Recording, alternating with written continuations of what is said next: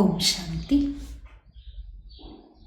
ఈరోజు బాబా చెప్తున్నారు 1-3-90 అవ్యక్త మురళి.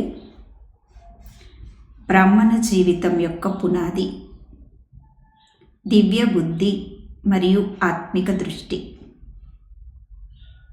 అవ్యక్త బాప్దాద తన పిల్లలతో మాట్లాడుతున్నారు. ఈరోజు దివ్య బుద్ధి విధాత మరియు ఆత్మిక దృష్టి దాత అయినటువంటి బాప్దాద దివ్య బుద్ధి పొందిన నలువైపులా ఉన్న పిల్లల్ని చూస్తున్నారు. ప్రతి ఒక్క బ్రాహ్మణ బిడ్డకి జన్మతోనే ఈ 2 వరదానాలు లభించాయి: దివ్య బుద్ధి, ఆత్మిక దృష్టి. ఈ 2 వరదానాలు జన్మసిద్ధ అధికారాలు. ఈ వరదానం బ్రాహ్మణ జీవితానికి పునాది. దివ్య బుద్ధి, ఆత్మిక దృష్టి, ఈ 2 ప్రాప్తులు పొందటాన్నే జీవిత పరివర్తన లేక మరజీవ జన్మ, బ్రాహ్మణ జన్మ అని అంటారు. గడిచిపోయిన జీవితానికి వర్తమాన జీవితానికి తేడా విశేషంగా ఈ 2 విషయాలే. అంటే మన గడిచిపోయిన జీవితంలో దివ్య బుద్ధి, ఆత్మిక దృష్టి యొక్క వరదానం లేదు. కానీ ఈ జీవితంలో ఈ 2 బాబా మనకి వరదానంగా ఇచ్చారు. ఈ 2 ఈ జీవితానికి ఆ జీవితానికి తేడా అని చెప్తున్నారు బాబా. సంగమయుగి పురుషార్థిల నెంబర్ కూడా ఈ 2 ఆధారంగానే తయారవుతుంది. ప్రతి సంకల్పంలో, మాటలో, కర్మలో ఎవరు ఎంతగా ఈ 2 విషయాలను ఉపయోగిస్తారో అంతగా ముందు నెంబర్ తీసుకుంటారు. ఆత్మిక దృష్టి ఎప్పుడైతే మీరు తయారు చేసుకుంటారో, దృష్టి ద్వారా ఆలోచన, కృతి స్వతహాగానే మారిపోతాయి. దివ్య బుద్ధి అంటే ఏంటి?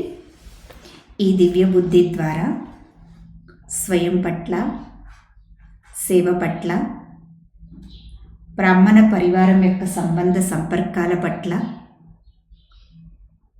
నిర్ణయం అనేది ప్రతి విషయంలో సదా స్వతహాగా యథార్థంగా ఉంటుంది.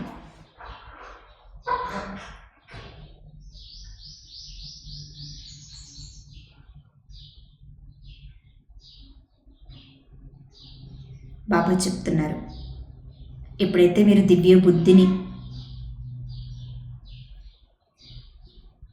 మంచిగా తయారు చేసుకుంటారో,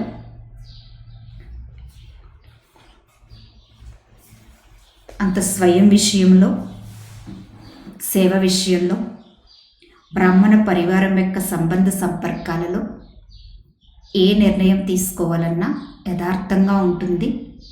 అది సదా ఉంటుంది, స్వతహాగా ఉంటుంది. బాబా చెప్తున్నారు, ఎప్పుడైనా సరే మీరు దివ్య బుద్ధితో యథార్థ నిర్ణయం తీసుకున్నప్పుడు స్వయం, సేవ, సంబంధ సంపర్కాలు ఇవన్నీ కూడా శక్తిశాలిగా అవుతాయి.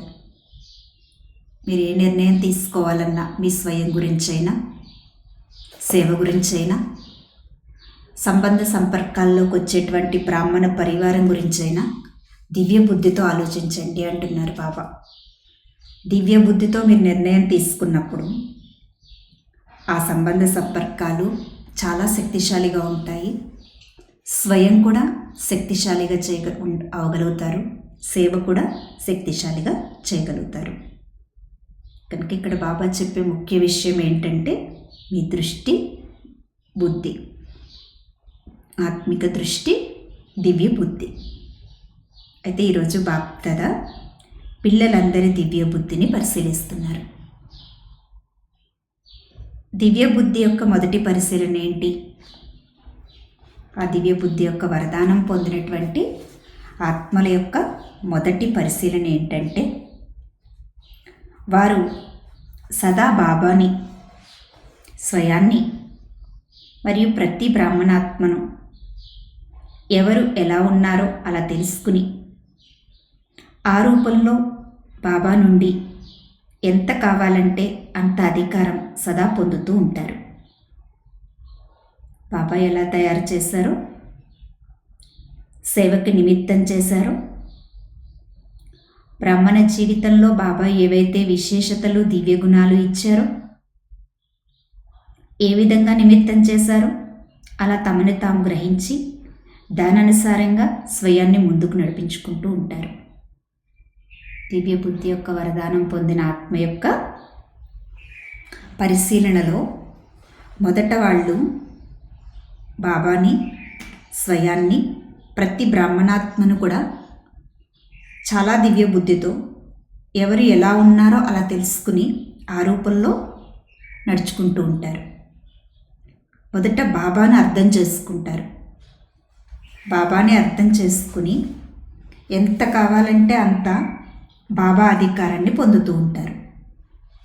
అంతేకాకుండా బాబా మనల్ని ఎలా తయారు చేశారు, బాబా నన్ను ఏ సేవకు నిమిత్తం చేశారు, అలాగే ఈ బ్రాహ్మణ జీవితంలో శివబాబా నాకు ఏ విశేషతలు ఇచ్చారు, ఏ దివ్య గుణాలు ఇచ్చారు, ఇలా బాబా మనల్ని నిమిత్తంగా చేసినటువంటి విశేషతను గ్రహించి స్వయాన్ని ముందుకు నడిపించుకుంటూ ఉంటారు. అంటే దివ్య బుద్ధి ఆత్మ మొదట బాబాని చాలా మంచిగా అర్థం చేసుకుంటుంది. 2, స్వయాన్ని కూడా బాబా చెప్పిన విధంగా నడిపించుకుంటుంది. 3, ప్రతి బ్రాహ్మణాత్మతో ఏ ఆత్మలో ఏ విశేషత ఉందో, ఏ గుణం ఉందో, ఏ సేవకి యోగ్యమో, పురుషార్థంలో ఏ వేగంతో నడుస్తుందో, ఎవరు ఎలా ఉన్నారో తెలుసుకుని ఆత్మ యొక్క సంపర్కంలోకి రావాలి మరియు ముందుకు తీసుకువెళ్ళాలి. ఒకటి బాబాని తెలుసుకోవాలి, 2 స్వయానికి బాబా ఇచ్చిన విశేషతను తెలుసుకోవాలి, బాబా ఏ సేవకి యోగ్యంగా చేశారో తెలుసుకోవాలి, 3 బ్రాహ్మణాత్మల్లో ఏ విశేషత ఉంది, ఏ గుణం ఉంది, ఏ ఆత్మ ఏ సేవకి యోగ్యం, ఏ ఆత్మ పురుషార్థంలో ఎంత వేగంతో నడుస్తుంది, ఇవన్నీ కూడా అర్థం చేసుకోవాలి. ఇవన్నీ ఎవరికి అర్థమవుతాయంటే దివ్య బుద్ధి ఉన్నటువంటి ఆత్మకి మాత్రమే అర్థమవుతాయి. బాబాని, స్వయాన్ని, బ్రాహ్మణాత్మలను ఎవరు ఎలా ఉన్నారో అలా తెలుసుకుని ముందుకు తీసుకువెళ్ళటం, ఇదే దివ్య బుద్ధి యొక్క మొదటి గుర్తు. దివ్య బుద్ధి యొక్క మరొక గుర్తు చెప్తున్నారు బాబా. దివ్య బుద్ధి అంటే పవిత్ర హంస యొక్క బుద్ధి. హంస అంటే స్వచ్ఛతకి గుర్తు. పాలు, నీరు, రాళ్ళు, రత్నాలు గ్రహించి రత్నాలనే గ్రహిస్తుంది, పాలనే గ్రహిస్తుంది. ఇవి రాళ్ళు, ఇవి రత్నాలు అని తెలుసు, కానీ రాళ్లను ధారణ చేయదు. అందువల్లనే పవిత్ర హంస అంత స్వచ్ఛతతో ఉన్నటువంటి ఆత్మ కనుక సంగమయుగి జ్ఞానస్వరూప విద్యాదేవి అయిన సరస్వతికి వాహనంగా చూపిస్తారు. మరి బాబా చెప్తున్నారు, ఆ విద్యాపతి సరస్వతీదేవి జ్ఞానస్వరూపులు ఎవరు? మీరే. మీరందరూ జ్ఞానస్వరూపులు, విద్యాపతులు, విద్యాదేవీలు. ఆ వాహనం అనేది బాబా అంటున్నారు మీ అందరి దివ్య బుద్ధికి గుర్తు.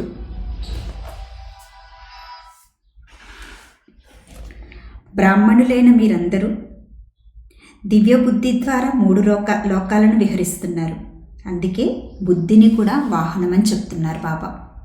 ఎలాగైతే వాహనం ద్వారా ఒక ప్రాంతం నుంచి మరొక ప్రాంతానికి వెళ్ళగలుగుతామో, అలాగే మీ దివ్య బుద్ధి అనే వాహనం ఎందుకు చెప్తున్నారు బాబా?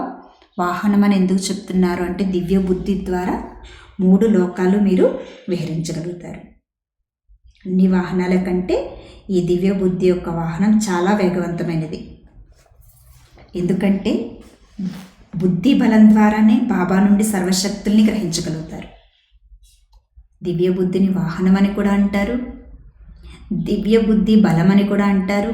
ఎందుకంటే ఈ దివ్య బుద్ధి బలం ద్వారానే బాబా ఇచ్చే సర్వశక్తుల్ని మనం పొందగలుగుతాం. అందువల్లనే బుద్ధి బలం అంటారు. ఎలా అయితే విజ్ఞాన బలం అని అంటారు కదా, విజ్ఞాన బలం హద్దులో ఎన్నో అద్భుతాలను చూపిస్తుంది. మానవులు అసంభవం అనుకున్న ఎన్నో విషయాలను సంభవం చేసి చూపిస్తుంది. అది వినాశీ బలం. విజ్ఞానం అనేది కూడా బుద్ధి బలమే. బుద్ధితో ఆలోచించి వాళ్ళు ఎన్నో రకరకాలైనటువంటి సాధనాలను తయారు చేస్తున్నారు, ఎన్నో అద్భుతాలు చేస్తున్నారు. కానీ వాళ్ళది బుద్ధి బలం, బాబా పిల్లలైన మనది దివ్య బుద్ధి బలం. వారిది ప్రాపంచిక బుద్ధి బలం.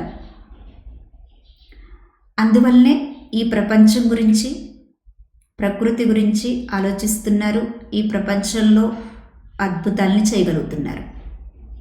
కానీ శివబాబా ఇచ్చింది మీకు ప్రాపంచిక బుద్ధి బలం కాదు, కేవలం బుద్ధి బలం కాదు, దివ్య బుద్ధి బలం. ఈ దివ్య బుద్ధి బలంతో మీరు ఎలా తయారవుతున్నారంటే మాస్టర్ సర్వశక్తివంతులుగా అవుతున్నారు. వారికి ఈ ప్రాపంచిక బుద్ధి బలం ఉంది కారణంగా ఈ ప్రాపంచిక విషయాలనే కనుగొగలుగుతున్నారు. కానీ మీరు దివ్య బుద్ధి బలంతో 3 లోకాలు కూడా విహరించగలుగుతున్నారు. మీరు ఈ దివ్య బుద్ధితో పరమాత్మని గుర్తిస్తున్నారు, పరమాత్మను కలుసుకుంటున్నారు, పరమాత్మ ప్రాప్తి యొక్క అనుభూతిని చేసుకుంటున్నారు. అసంభవాన్ని సంభవం చేస్తున్నారు. ఏది కావాలంటే అది, ఎలా కావాలంటే అలా చేయగలుగుతున్నారు. ఇంకా దివ్య బుద్ధి యొక్క విశేషత ఏంటంటే దివ్య బుద్ధి ఉన్నటువంటి ఆత్మకు ప్రతి కర్మలో పరమాత్మ యొక్క పవిత్ర ప్రేరణ అనుభవం అవుతుంది. ఎప్పుడైతే పరమాత్మ యొక్క పవిత్ర ప్రేరణతో కర్మ చేస్తామో ఆ కర్మలో తప్పనిసరిగా సఫలత వస్తుంది. భగవంతుడి యొక్క పవిత్ర ప్రేరణ కూడా దివ్య బుద్ధి ఉన్నటువంటి ఆత్మకే కలుగుతుంది. దివ్య బుద్ధి మాయా యుద్ధాన్ని ఓడిస్తుంది. ఎప్పుడైతే దివ్య బుద్ధితో పరమాత్మ ప్రేరణ పొందుతారో, పరమాత్మ ప్రేరణ అంటే ఏంటి? పవిత్ర ప్రేరణ, అందులో కల్తీ ఉండదు. ఈ పవిత్ర ప్రేరణ దగ్గరికి మాయా ప్రేరణ, మాయా యుద్ధం అనేది రాదు. ఇది అసంభవం అంటున్నారు బాబా. దివ్య బుద్ధితో పవిత్ర ప్రేరణతో నడిచేటువంటి ఆత్మ దగ్గరికి మాయ రావటమే కాదు, అది వదిలేయండి, కనీసం వారిని తాకనైనా తాకలేదు. ఎందుకంటే దివ్య బుద్ధి ఆత్మ ముందు మాయ నిలబడలేదు. సఫలత వారికి వరమాలైపోతుంది. ద్వాపరయుగి రజోగుని ఋషి ముని ఆత్మలు సింహాన్ని కూడా తమ శక్తితో శాంతి చేసేసేవారు కదా, అలా చెప్తారు కదా. అంటే వారి తపస్సు యొక్క శక్తికి ఆ సింహం కూడా వారికి తోడైపోయేది, వాహనం అయిపోయేది, ఆటబొమ్మగా పరివర్తన అయిపోయేది. మరి ద్వాపరయుగి రజోగుని ఋషి ముని ఆత్మలే అంత శక్తితో ఉన్నప్పుడు మీరెవరు? మీరు సత్వప్రధానులు, మాస్టర్ సర్వశక్తివంతులు, దివ్య బుద్ధి వరదాని ఆత్మలు.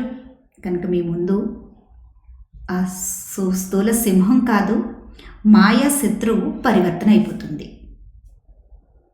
సింహ రూపంలో వచ్చినటువంటి మాయ కూడా మీకు వంగిపోతుంది. అంటే దివ్య బుద్ధి బలం అనేది చాలా శ్రేష్ఠ బలం. కనుక దీన్ని ఉపయోగించుకోండి. దివ్య బుద్ధితో పరమాత్మ ప్రేరణతో మీరు ఎటువంటి సమయమో అటువంటి విధితో నడుచుకుంటూ వెళ్ళినప్పుడు సర్వసిద్ధులు మీ అరిచేతిలో ఉంటాయి.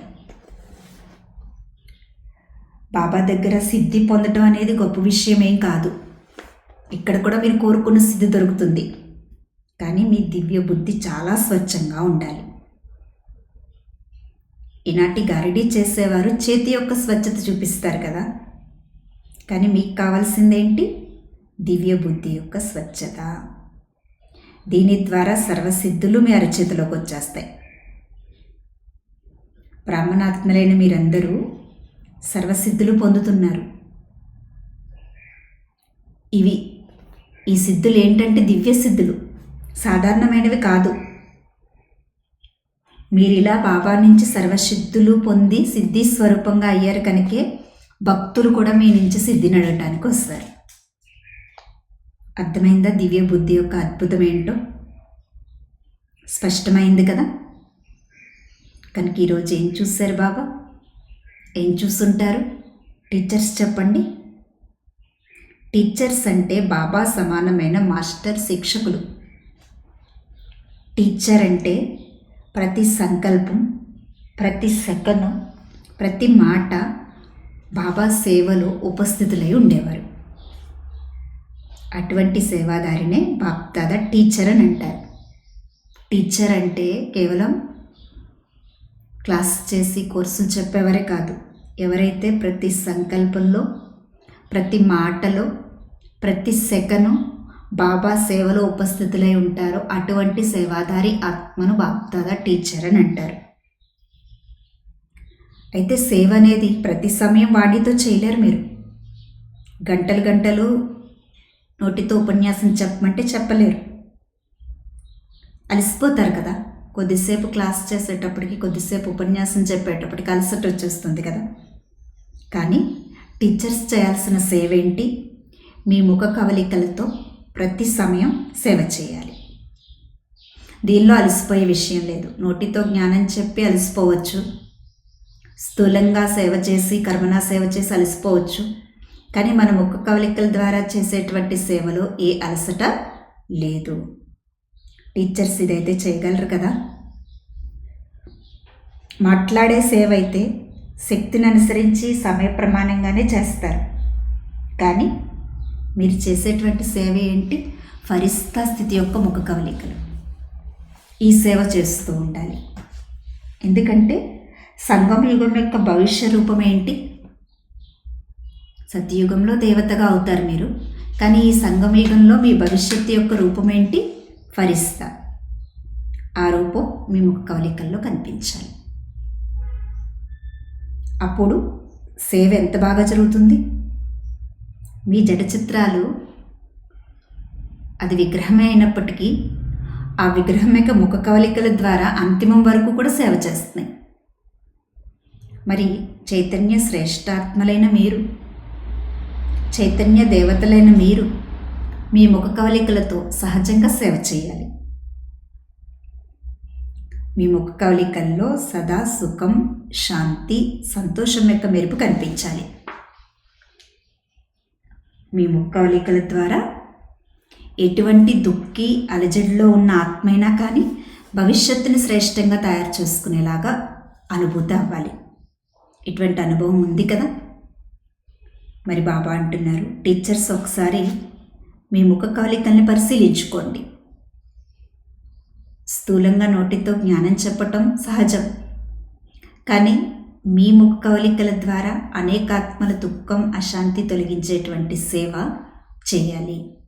అమృతవేళ ఈ విధంగా మన ముఖ కవలికలు తయారయ్యాయా అనేది పరిశీలించుకోండి. శారీరక ముఖ కవలికల్ని పరిశీలించుకుంటూ ఉంటారు కదా. మన ముఖాన్ని అస్తమానం అద్దంలో చూసుకుంటూ ఉంటాం కదా. ప్రతిసారి శరీరాన్ని చూసుకుంటూ ఉంటున్నారు.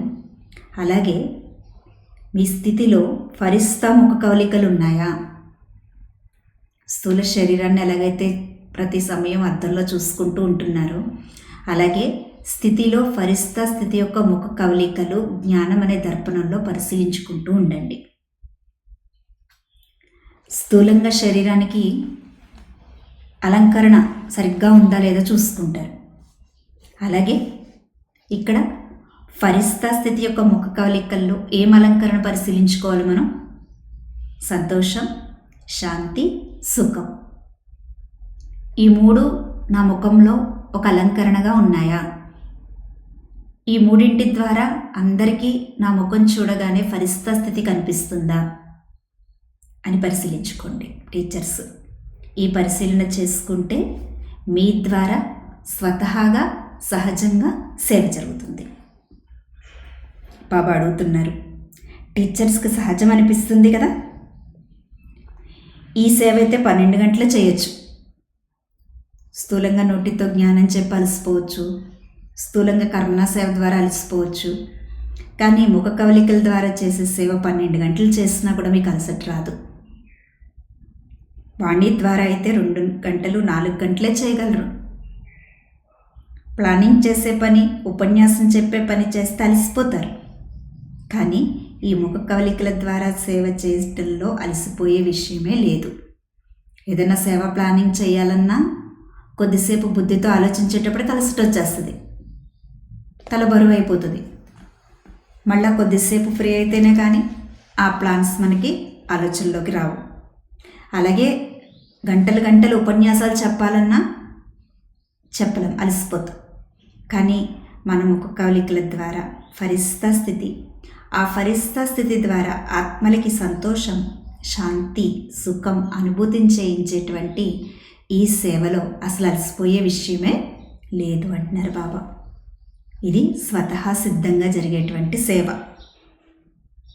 అందరూ అనుభవిలే, కానీ మరి ఈ సేవ చేస్తున్నారా?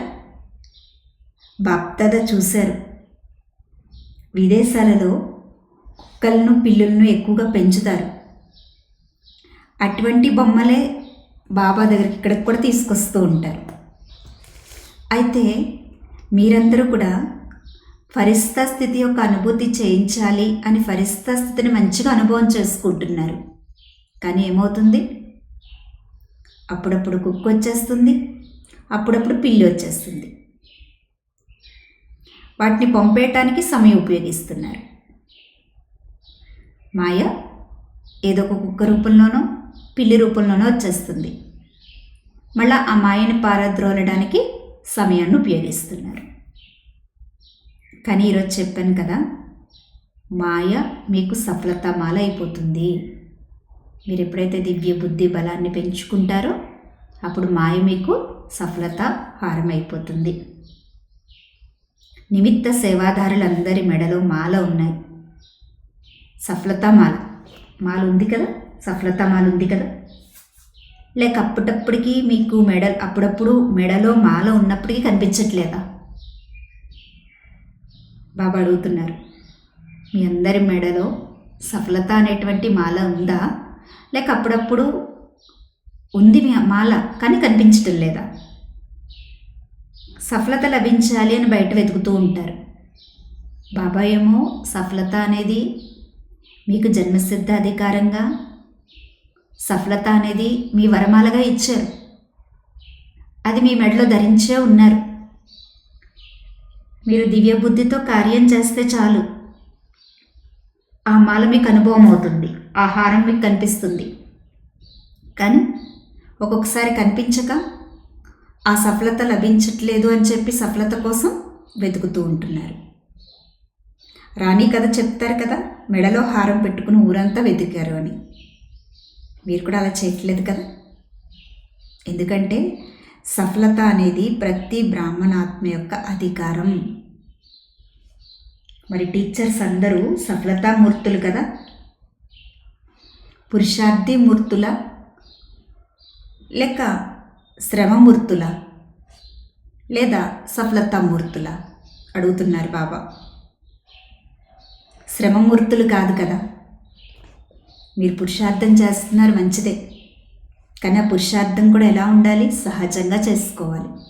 దానికోసం కష్టపడిపోయి మనం టెన్షన్తో చేయటం కాదు. పురుషార్థం కూడా ఒక విధి ప్రకారం, ఒక దినచర్య ప్రకారం సహజంగా చేసుకుంటూ వెళ్ళాలి, శ్రమగా కాదు. యథార్థ పురుషార్థులు అంటే అర్థం ఏంటి? మన పురుషార్థం పైన మనకి సహజ ధ్యాస ఉండాలి.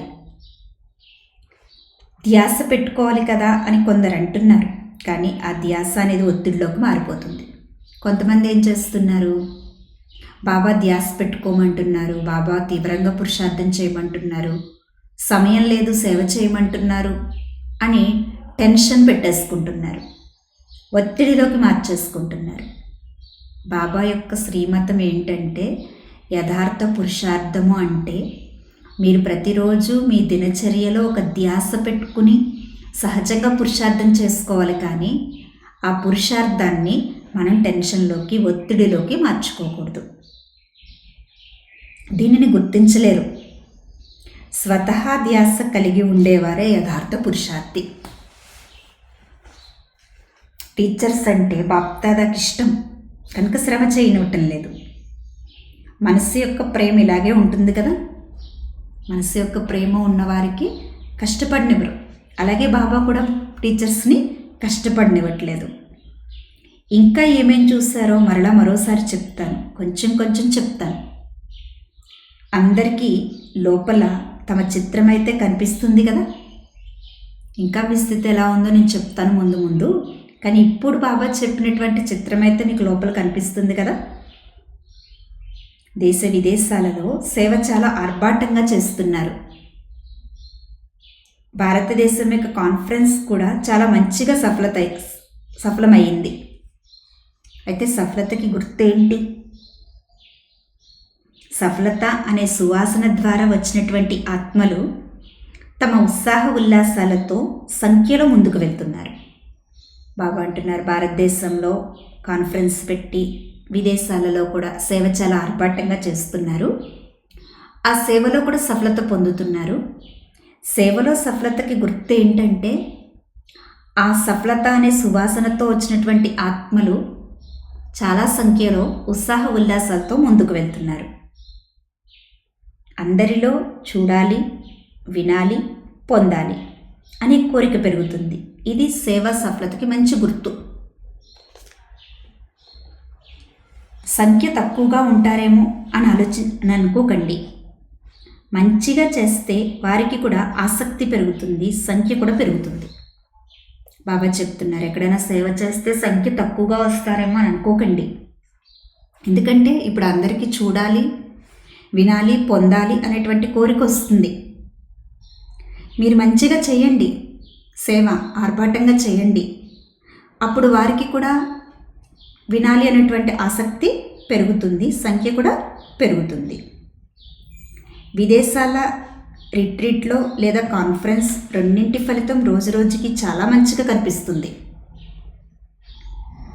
సేవలో ఇప్పుడు వచ్చేటువంటి అన్నింటికంటే మంచి ఫలితం ఏంటంటే, మొదట్లో బ్రహ్మకుమారీల పేరు చెప్తే ఎవరు వచ్చేవారు కాదు.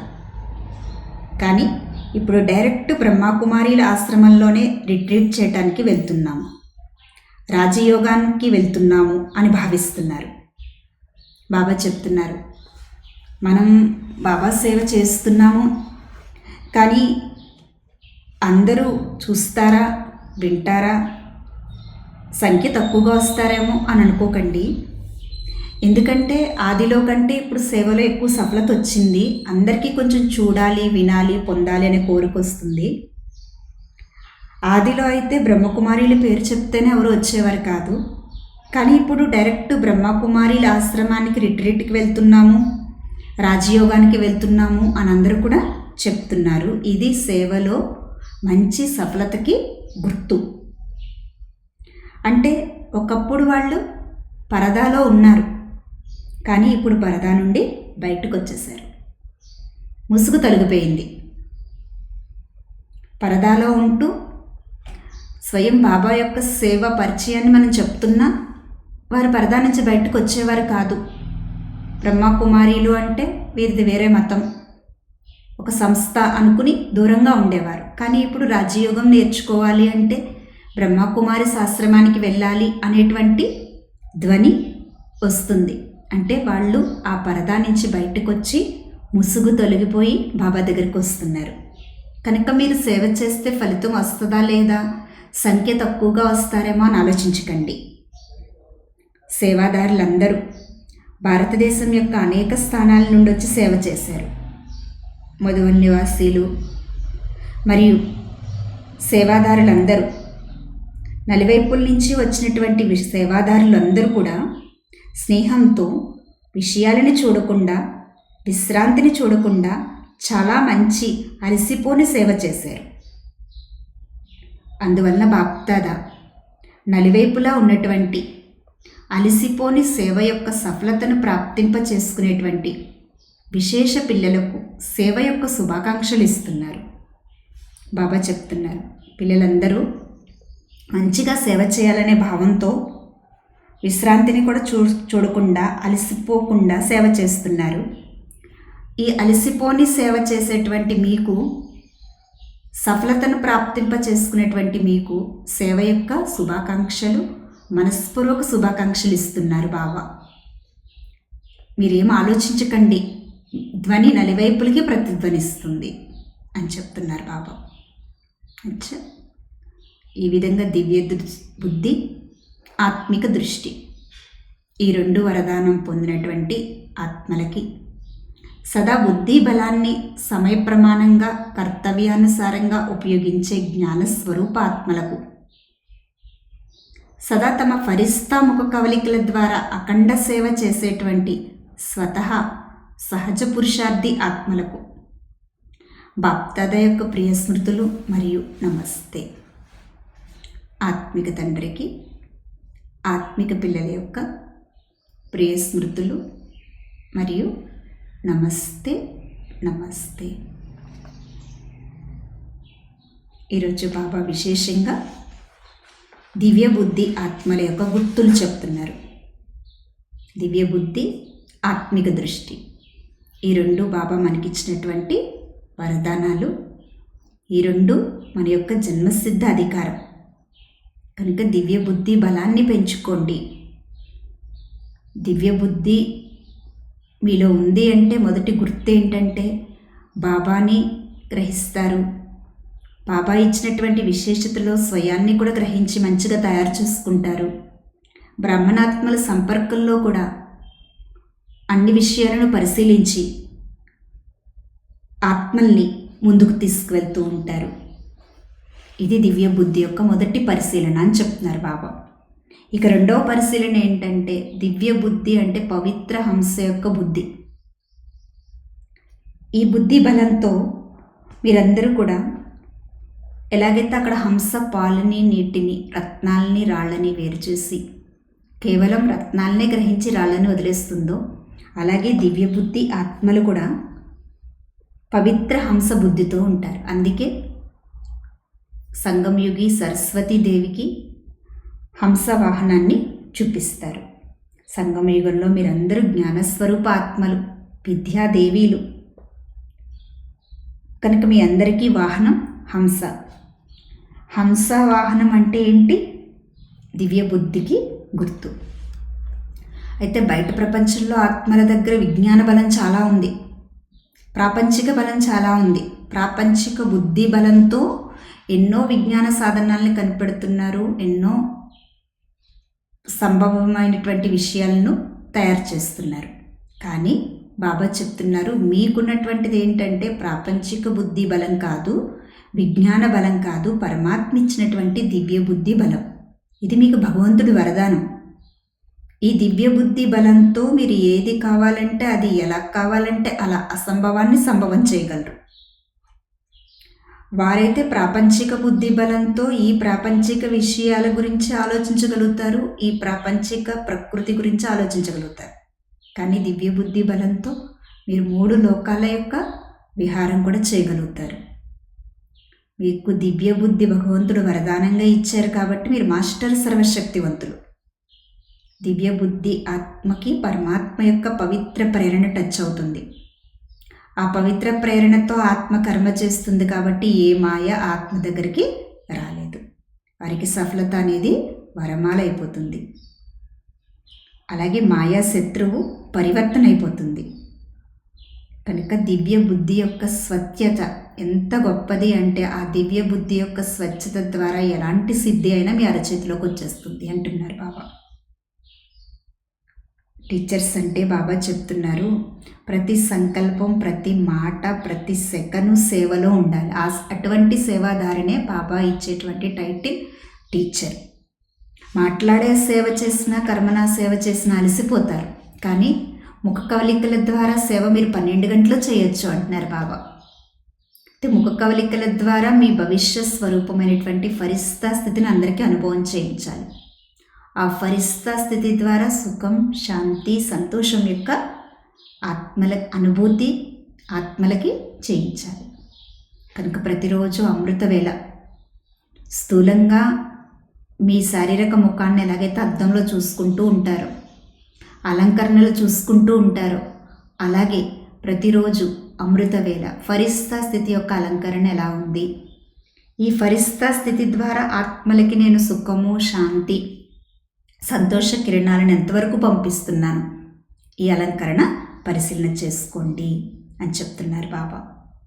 అలాగే బాబా చెప్తున్నారు, పురుషార్థం చేయండి కానీ దాన్ని ఒత్తిడిలోకి మార్చుకోకండి. సహజంగా ధ్యాస పెట్టుకోండి. ప్రతిరోజు యథార్థ పురుషార్థి అంటే ఒకరి చేత మనం చెప్పించుకోవటం కాదు, మనకి మనం ప్రతిరోజు కూడా ఒక దినచర్య ప్రకారం సహజంగా బాబా చెప్పిన శ్రీమతానుసారం పురుషార్థం చేసుకుంటూ వెళ్ళిపోవాలి.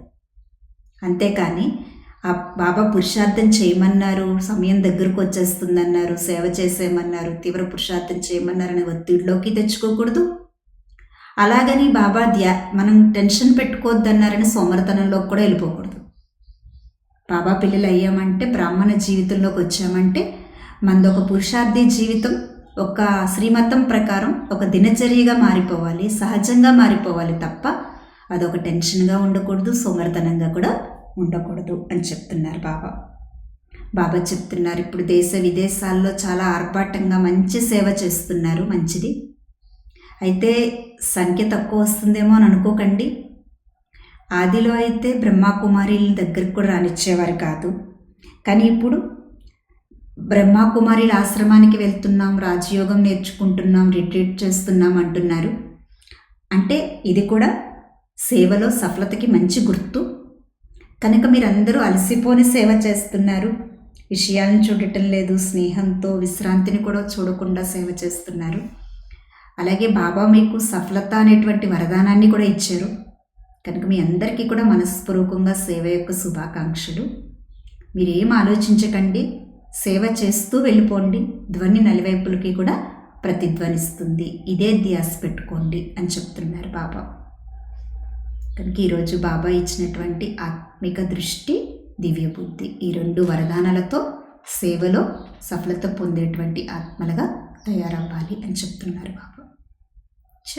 ఓం శాంతి.